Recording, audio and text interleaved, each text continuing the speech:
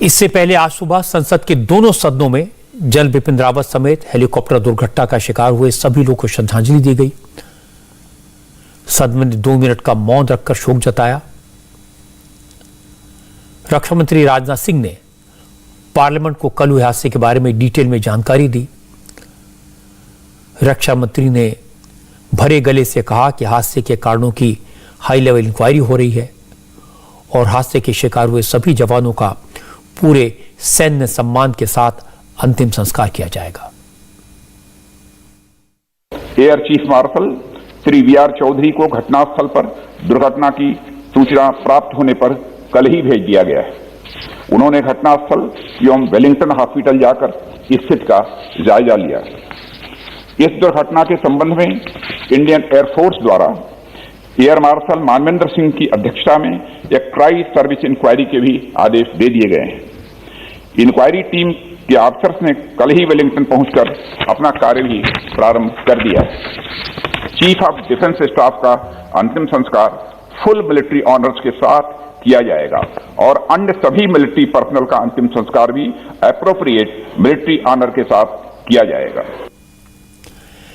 जैसा राजनाथ सिंह ने बताया, हेलीकॉप्टर हादसे की जांच एयर मार्शल मानवेंद्र सिंह की लीडरशिप में शुरू हो गई है। एयरफोर्स की एक टीम घटनास्थल पर पहुंच गई है। क्रैश हुए हेलीकॉप्टर का फ्लाइट डेटा रिकॉर्डर मिल गया है, उसे एनालाइज किया जा रहा है। पूरे इलाके में हेलीकॉप्टर का मलबा इकट्ठा किया जा रहा है जिससे घटना के कारणों के सुराग मिल सकें। तमिलनाडु पुलिस ने भी अपने लेवल पर इसकी इंक्वायरी शुरू की है।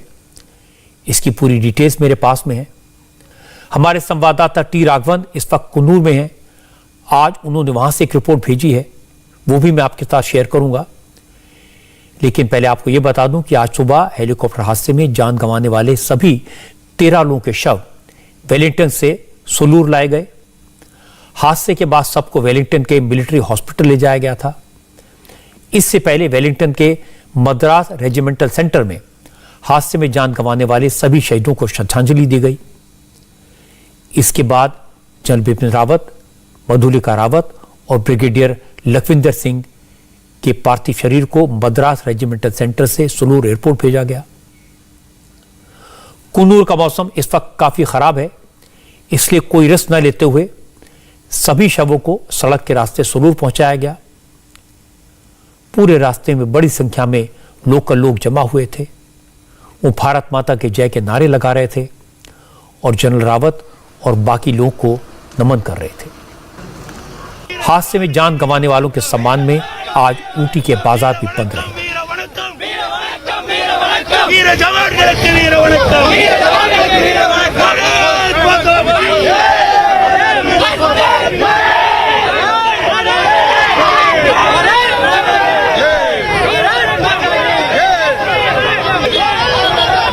सुलूर एयरबेस से सभी 13 पार्थिव शरीरों को एक विशेष विमान से दिल्ली भेजा गया।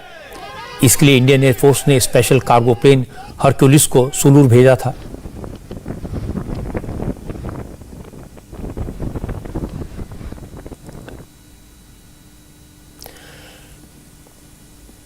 जनरल बिपिन रावत के साथ लोगों का जबरदस्त लगाव है।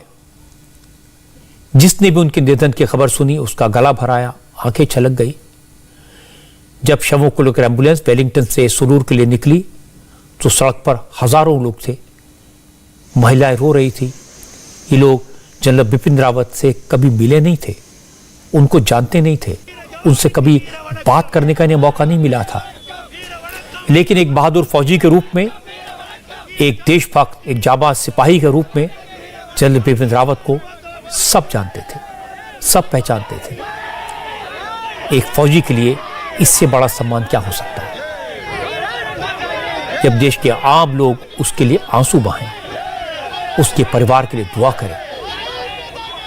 आज जनरल बिपिन रावत के लिए यही सम्मान, यही प्यार, यही गम लोगों में दिखाई दिया। सिर्फ सुलूर में नहीं, जनरल रावत के लिए हर जगह गम है। पूरे देश में जहां जहां जनरल रावत ने किसी के साथ काम किया, जिसने उन्हें करीब से जाना, करीब से देखा, वो तो गम में डूबे हैं। जैसे कश्मीर के लोगों से जनरल बिपिन रावत का काफी लगाव था, खासकर बारामूला के लिए उनके दिल में बहुत जगह थी। जनरल रावत लंबे वक्त तक जम्मू कश्मीर में तैनात रहे थे। आज उन्हें श्रीनगर, बारामूला और उरी में भी श्रद्धांजलि दी गई। बारामूला में आर्मी की 15th कॉर्प्स कमांडर के लेफ्टिनेंट जनरल डीपी पांडे ने कहा कि फौज को तो छोड़िए, जनरल रावत के निधन पर बारामूला के आम लोग भी रो रहे हैं, क्योंकि यहाँ के लोगों के लिए जनरल रावत एक फौजी नहीं, एक गार्जियन थे, एक पिता के समान थे, परिवार के मेंबर थे। आज बारामूला के लोगों ने अपने परिवार का एक सदस्य खो दिया। जितना लगाव, जितना उनका कनेक्ट उरी की जनता के साथ, बारामूला के लोगों के साथ और ख़ास तौर से कश्मीर के लोगों के साथ था, उतना मैं नहीं जानता किसी का किसी आर्मी में या कहीं किसी के साथ में था। आप अगर उनके यहाँ के कई लोगों की डीपी देखें पुरानी, ख़ास तौर से हमारे जो मीडिया के दोस्त हैं, मेरे ख्याल से हर एक के पास में उनकी एक फोटोग्राफ उनके साथ में लगी होगी। My right? और उनके पास यहाँ से किसी भी आदमी का फ़ोन गया तो पक्का उन्होंने उस फ़ोन को अटेंड किया और उनके रिक्वायरमेंट को, उनकी ज़रूरत को पूरा करने के लिए उन्होंने मुझे वापस फ़ोन किया कि आप इनकी डिमांड सुने, इनकी मदद करें। मुझे यकीन है कि आज जितना लॉस यहाँ बारामूला के लोगों को हो रहा होगा उतना किसी को नहीं होगा। आज मैं काठी बटालियन गया जहाँ पर वो कंपनी कमांडर रहे थे बिल्कुल इनिशियल स्टेजेस के अंदर, और मैं वाकई में यहाँ आना चाहता था बारामूला में जहाँ पे वो जीओसी रहे।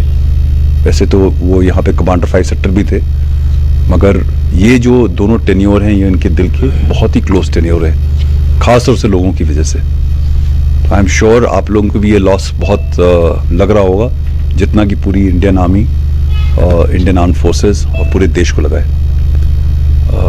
उनके साथ में जो हमारे बाकी लोग शहीद हुए हैं, उनकी वाइफ उनके साथ में थी, मेरे ख्याल से ये एक बड़ा हादसा है और इस दुख से निकलने में हमें थोड़ा समय लगेगा। ऐसी भावनाएं पूरे देश में व्यक्त की गई। देश के कोने कोने से लोगों ने इसी तरह की बातें कही।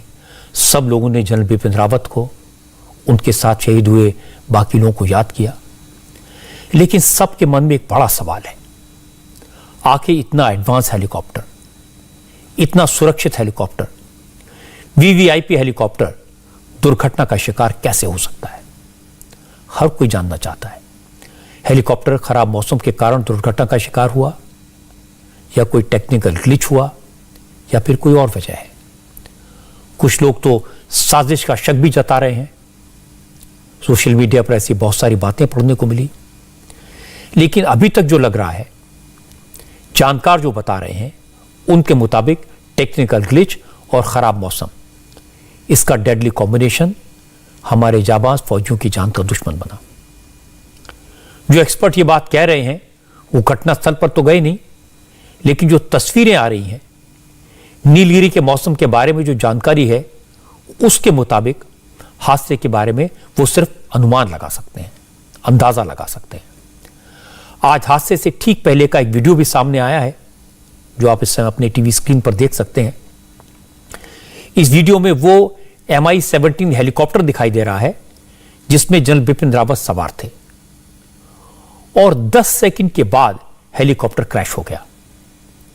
जो लोग पहाड़ी पर खड़े होकर हेलीकॉप्टर देख रहे थे, वो भी ब्लास्ट की साउंड से परेशान दिखाई दिए। वो तमिल में कहते सुनाई दे रहे हैं कि गिर गया, टूट गया, कहां गया। हेलीकॉप्टर जो उड़ता हुआ दिख रहा है, उस वक्त घनी धुंध है, बादल घिरे हुए हैं। हेलीकॉप्टर अचानक बादलों के बीच चला जाता है और कुछ ही सेकंड में हादसा हो गया। इंडिया टीवी हर वक्त हर जगह डाउनलोड करने के लिए सर्च करें India TV news Google play store या ऐप स्टोर पर।